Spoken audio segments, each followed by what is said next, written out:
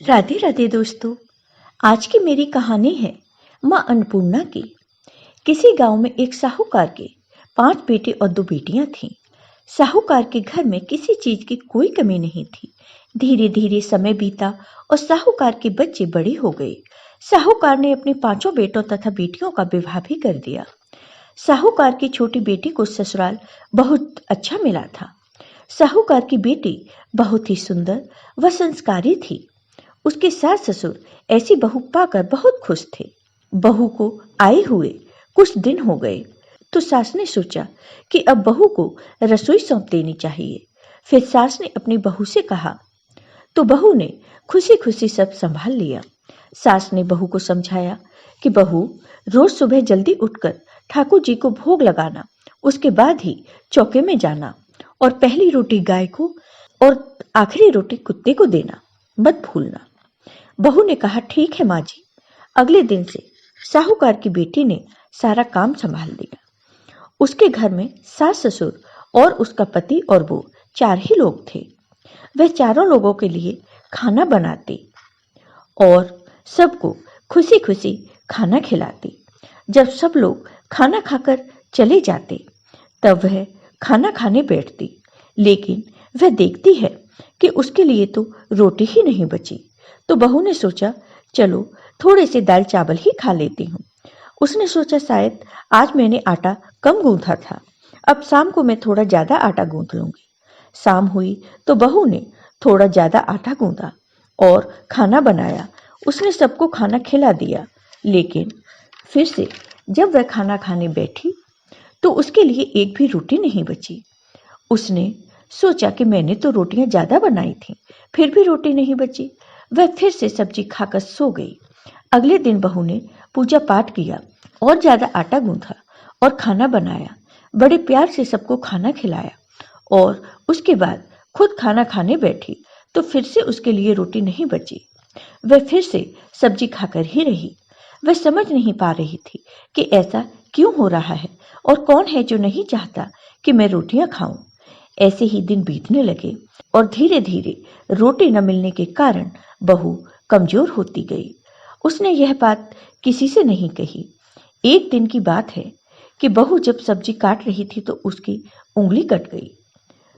तब सास ने कहा बहू, आज तुम रोटी कैसे बनाओगी? तुम्हारी तो उंगली कट गई है। तुम रहने दो, आज रोटियां मैं ही बना दूंगी, तुम आराम करो।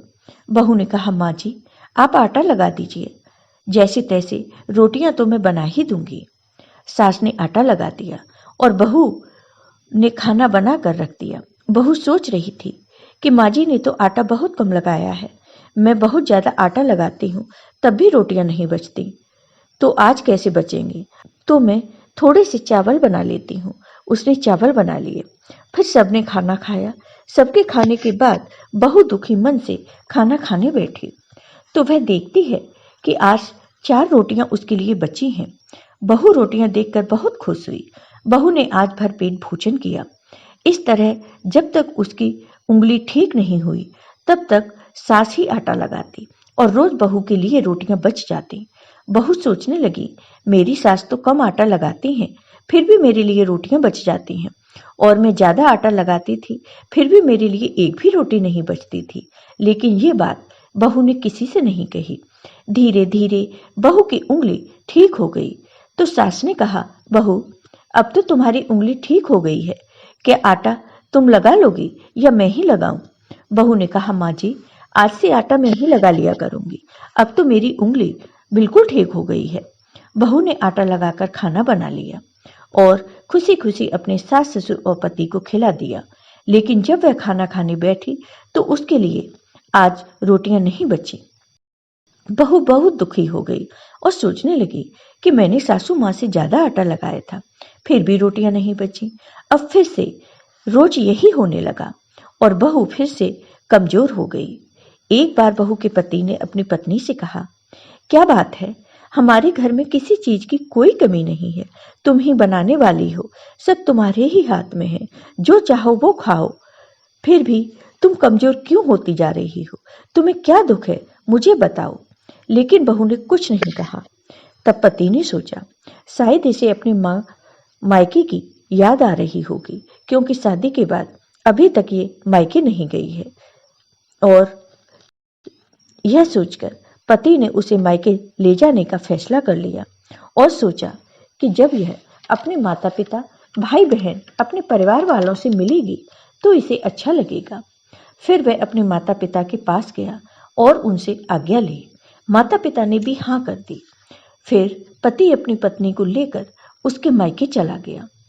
जब वो अपने मायके पहुंची तो साहूकारनी अपनी बेटी को देखकर बहुत दुखी हो गए, क्योंकि उनकी बेटी बहुत कमजोर हो गई थी।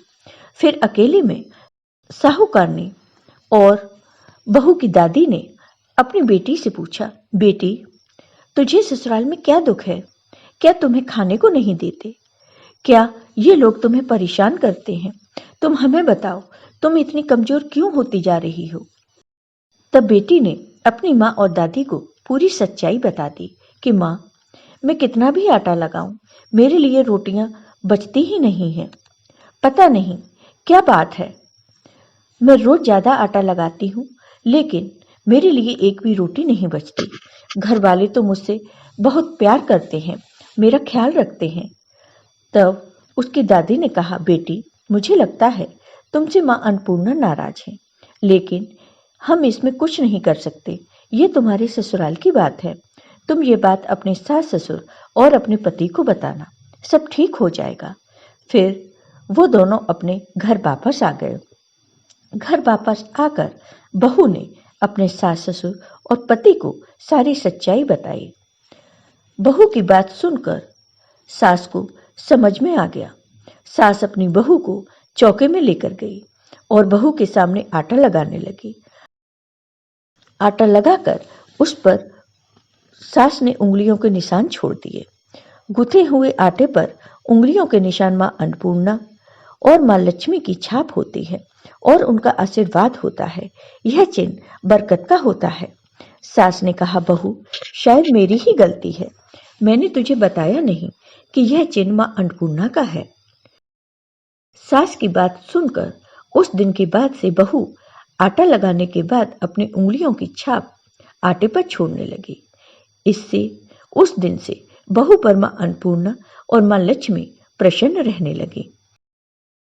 अब माँ लक्ष्मी और माँ अन्नपूर्णा की कृपा से बहू को भरपेट भोजन मिलने लगा और वह खुशी से अपने परिवार के साथ रहने लगी। जय हो माँ अन्नपूर्णा की, जय हो माँ लक्ष्मी की।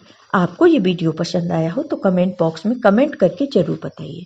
साथ ही मेरे वीडियो को ज़्यादा से ज़्यादा शेयर करिए। धन्यवाद दोस्तों।